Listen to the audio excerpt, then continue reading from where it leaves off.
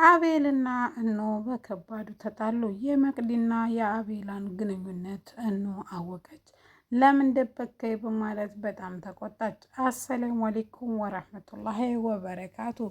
ውድና የተከበራችሁ የፍቅር ጎጆ ቤተሰቦች እንዴት አደራችሁ? እንዴት ዋላችሁ? ሁላችሁንም በያላችሁ በሰላም ሰላም ብያለሁ። ዛሬ ይዤላችሁ የመጣሁት ትንሿ ድራማን ክፍል 45 ነው እና እንድትከታተሉ ይጋበዝኳችሁ። ለቻናሉ አዲስ ከሆናችሁ ሰብስክራይብ አድርጉ፣ ነባሮች ላይክ ሼር አድርጉ። ሀሳብ አስተያየት ካላችሁ ኮሜንት ሳጥን ላይ አስቀምጡ ማለት ነው።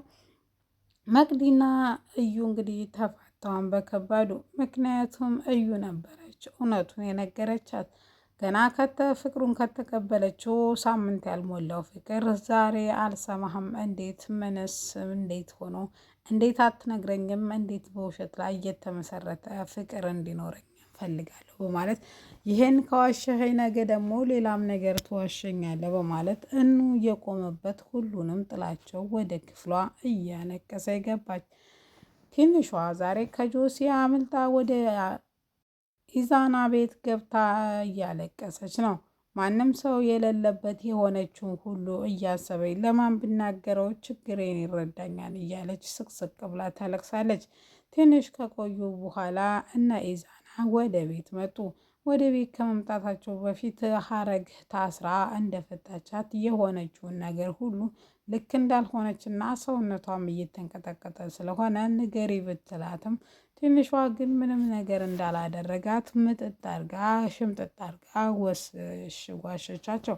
ነገሩ በፊት ለፊት ግልጽ ሆኖ የታየው ህመሟ ምንም ነገር ባትነግራቸውም ጥርጣሬያቸው ግን ከፍተኛ የጎላ ነበረ። እኑም እሷም እየተፈራረቁ ሀረጓም ሊያናግሯት ቢሞክሩ ፈጽሞ ምንም ነገር አላደረገኝም በማለት ዋሸቻቸው።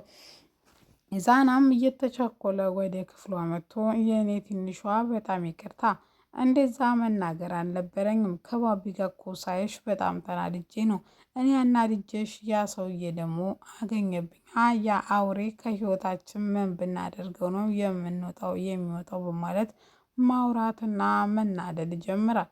ትንሿ ምንም ነገር እንዳልሆነችና ደግሞም አንተም ያየኸውን ነገር ስለተናገርክ ምንም ችግር የለውም። እኔና ባቢ የትምህርት ቤት ጓደኛሞች እንጂ ሌላ ነገር የለንም። እዛም ኩቻን ሊጠይቅ መጥቶ ስሬ ቁጭ አለ። በቃ የተፈጠረው ይሄ ነው። ሌላ ነገር ምንም ግንኙነት የለንም። ሲጀመር ምንስ ያክል ባለጌና ሴሰኛ ብሆንስ እንዴት እንደ ውሽማዬን እቤትህ ድረስ አመጣለሁ? ምን አይነትስ ድፍረት ቢኖረኝ ነው በማለት ለኢዛና ተነግሯል። ለማንኛውም ለተፈጠረው ነገር በጣም ይቅርታ፣ ልጠብቅሽ አለመቻሌም በጣም ይቅርታ፣ አንተ ምንም ማድረግ አችልም በማለት የቻልከውን ደግሞ አድርገሃን በማለት እንግዲህ ለኢዙ ትነግረዋለች። ለማንኛውም መቅዲ የያዘችውን የአሌክስን ጥፍር ማለት ነው ይዛ ወደ ቤት መጣለች። ኢዛና ምንስ ቢያደርግሽ ለምን እንደዚህ ቆረሽው? ምንስ ባርጎሽ ቢሆንስ ጥፍርን ያከለ እንዴት ይነቀላል? ድንገት እጅሽ ላይ ቢሞትብሽ በማለት ኢዛና የራሱ ጉድ ምን እንደሆነች ማን ነገረው? ውስጡን ለቄስ ብላ ለአንተ ሚስት ስለው ይሄን ያደረግኩት እያለች መቅዲ አይ እናንተ ምን አብገባችሁ? ከፈለጋችሁ የእናንተንም ነቃቀሌ ነው ማሳያችሁ በማለት ታስፈራራቻለች። አረ በስመ አብ በይ፣ እኛ ምን ቦጣን በማለት ቹቻ በጣም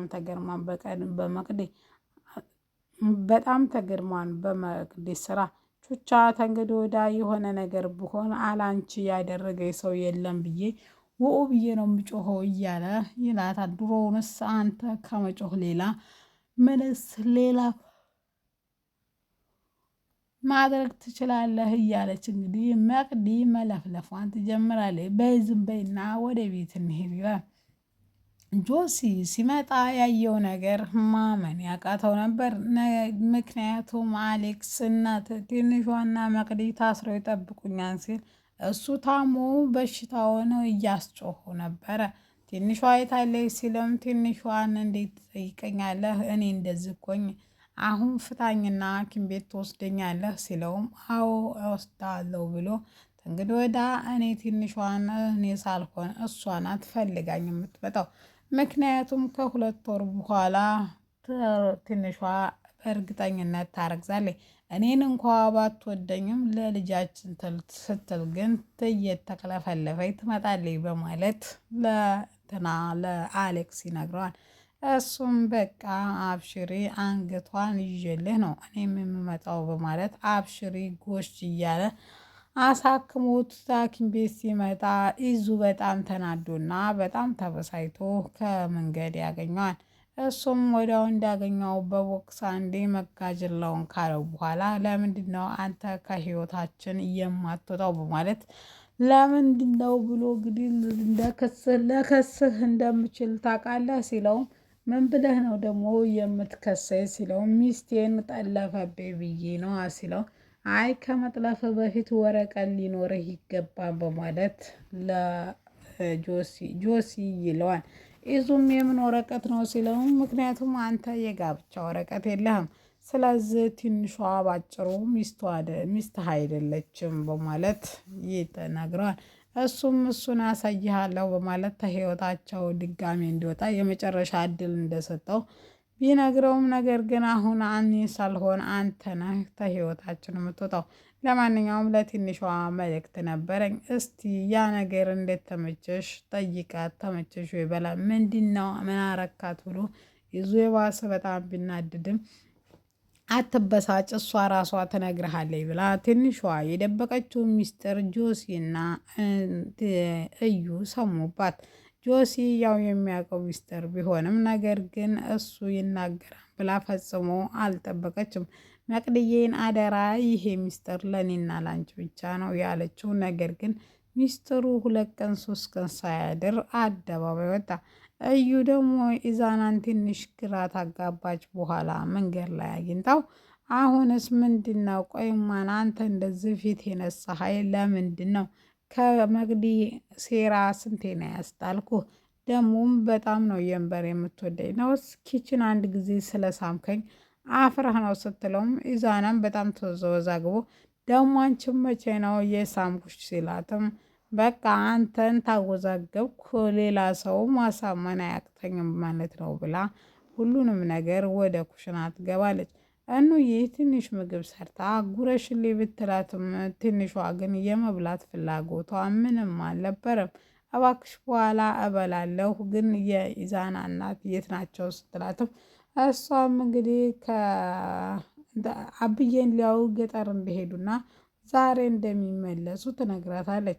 በቃ እሺ ብላ እሷም ምን ማድረግ እንዳለባትና የኢዛና እናት ደግሞ በጣም ተጠራጣሪና ምን እንደሆነች ያው መጠየቋ ስለማይቀር ምን እላለሁ ብላ በጣም ተጨንቃለች። ሀረግዬም በተራ ልታረጋጋት ብትሞክርም በጣም ልታወራ ፈቃደኛ አልነበረችም። እንግዲህ መቅዲ ወደ ክፍል ገብታ የኔ ውድ ዛሬ ይዤልሽ የመጣሁትን እይልኝ እበቀልልሻለሁ ብዬሽ ነበረ አንድ ባንድ ይኸው ጥፍራቸውን የአሌክሲን ጥፍር ይዤልሽ መጣሁኝ። በጣም ብደነግጥም ነገር ግን ይሄ የነሱ በጣም ትንሹ ነገር ነው። ከዚህ በላይ ዋጋ መክፈል አለባቸው። የዛን የጆሲ ደግሞ አንገቱን ራሱ ገና ቆርጠዋለሁ ስትለው ትንሿን ብትፈራም ነገር ግን ላደረሱባት ስቃይ ተገቢያቸውን ቅጣት ስላገኙ ደስ ብሏታል። እዩ ይህን ሁሉ ሲወራ በር ላይ ተለጥፋ እየሰማኝ ነበረ። እነሱም ማንም የለም ብለው ሚስጥራቸውን እያወሩ ነበረ። ይሄ ደግሞ ቀጥታ ለኢዛና የሚነገረው ሲሆን ነገር ግን ድጋሜ ኢዛናና ትንሿ ሲጣሉ ማየት ማንም ሰው አይፈልግም። ከነሱ አልፎ ሌላ ጓደኛና ጎረቤት በጣም ተረብሿል። ትንሽ ከተረጋጋች በኋላ አቤላና እኑም ቁጭ ብለው እያወሩ እያለ ትመጣና በር አንኳኩታ እኑም ፈልጌ ነበር አንድ ሚስጥር የምነግራት አለኝ ትላለች። እሷም ምንድነው ስለ ሁሉም ሊያስወጣት ቢሞክርም ነገር ግን ማንም ሰው እንዳያስወጣትና ማውራት የምትፈልገውን ነገር ደግሞ እንድታወራ ታደርጋታለች። እሷም ከዚህ በፊት የነበረችውን የፍቅር ግንኙነት ትነግራታለች። እሷም አላምንም ብላ እንዴ እሱን እጠይቀዋለሁ ብላ ፊት ለፊት መቅዲና አቤላን ፍቅረኛሞች ነበራችሁ ስትላቸውም እነሱም እናስረዳሽ አይ አዎ ወይስ አይደለም ነው የምፈልገው ስትል እነሱም አይደለም ሳይሉ እናስረዳች ሲሏት ጥላቸው ሄዳለች። በከባዱ ተጣልተዋል።